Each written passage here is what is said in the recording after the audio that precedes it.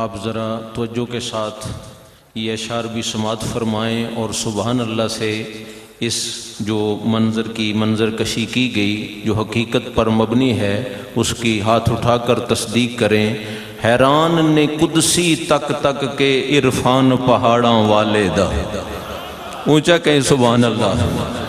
تتنزل علیہم الملائکہ، حیران نے قدسی تک تک کے عرفان پہاڑاں والے دا، پڑھ دے نے وظیفہ حل ویلے رضوان پہاڑاں والے دا، انوار الہی دی بارش ہو جاندی ہے فوراً اس پاسے جس طرف اشارہ ہو جائے سلطان پہاڑاں والے دا۔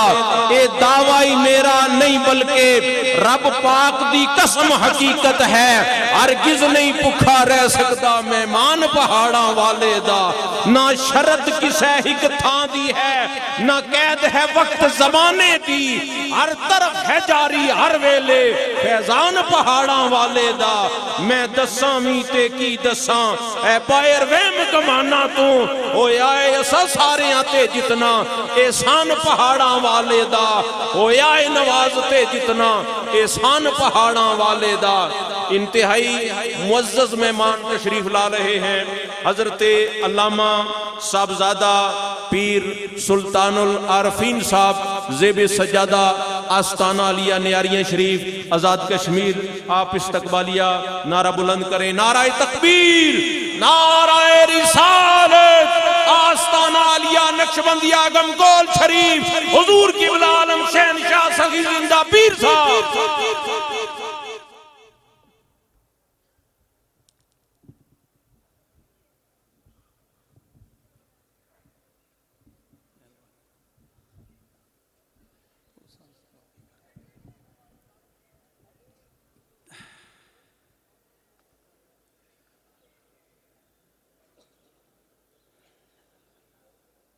نحمدہ ونصلی ونسلم علی رسولہ الکریم، اما بعد۔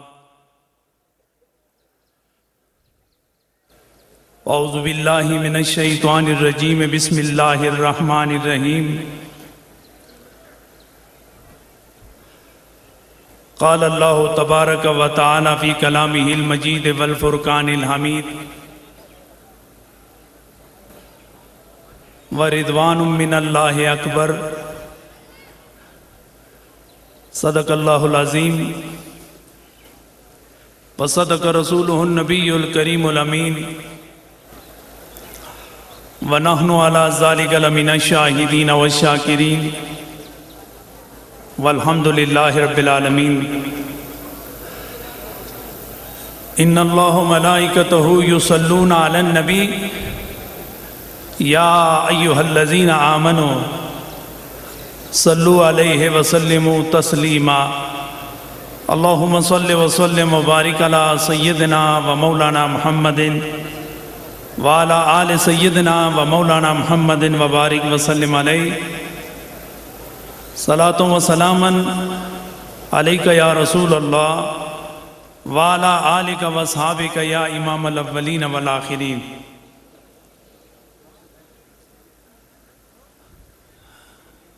حاضرین و ناظرین، مشائخین ذی الاحتشام، علماء ذی المجد والاکرام،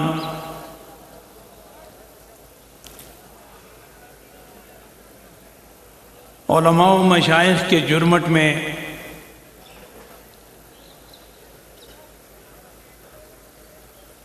اس آخری روحانی وجدانی اور ایمانی محفل کے دولہ منمونی صورت والا، پیاری اداؤں والا،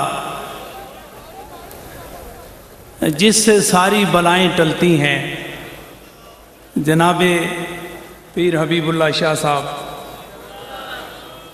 سجادہ نشین آستانہ عالیہ مجددیہ نقشبندیہ گمگول شریف،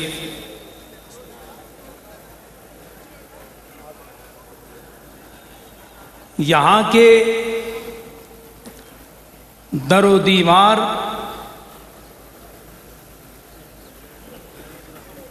یہ مخلوق خدا، یہ پیار کا ہار، یہ ہر آنے والے کے لیے قرار کا باعث بن رہا ہے۔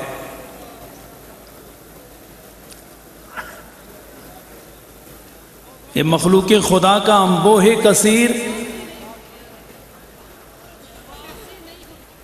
یہ اہل ایمان کا ٹھاٹھے مارتا ہوا سمندر،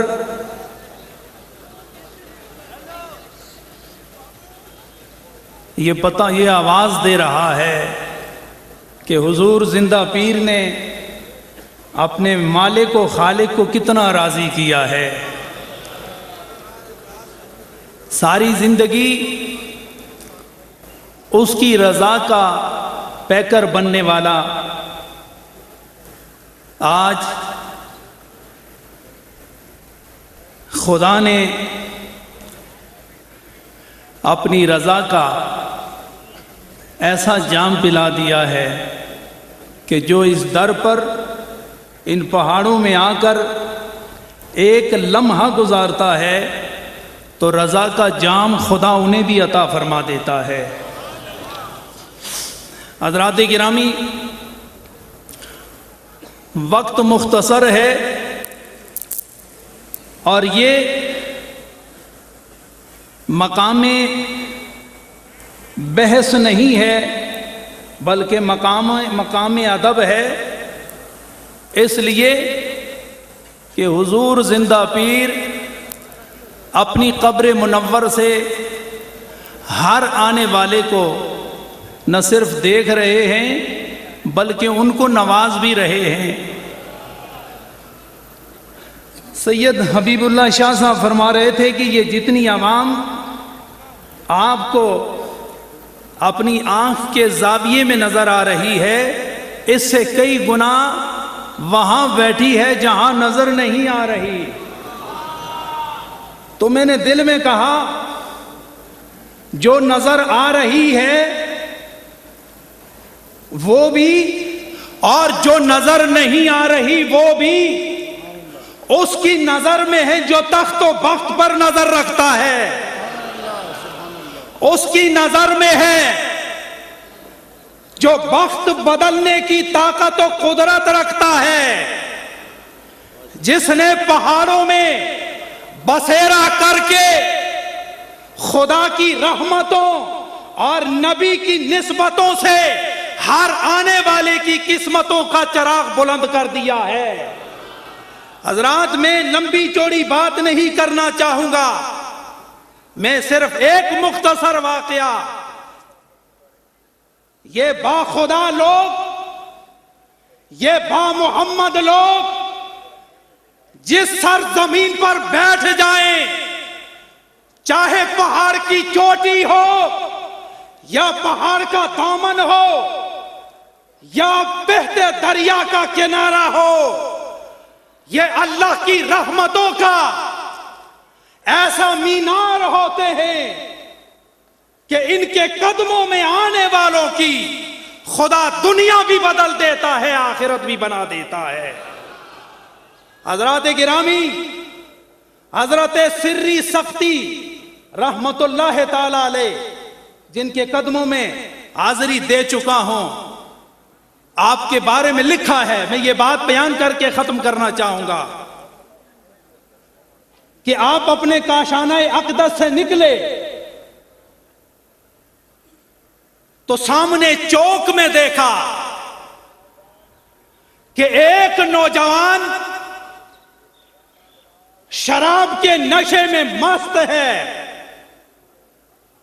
اور اس مستی کے عالم میں اللہ اللہ کی صدا دے رہا ہے۔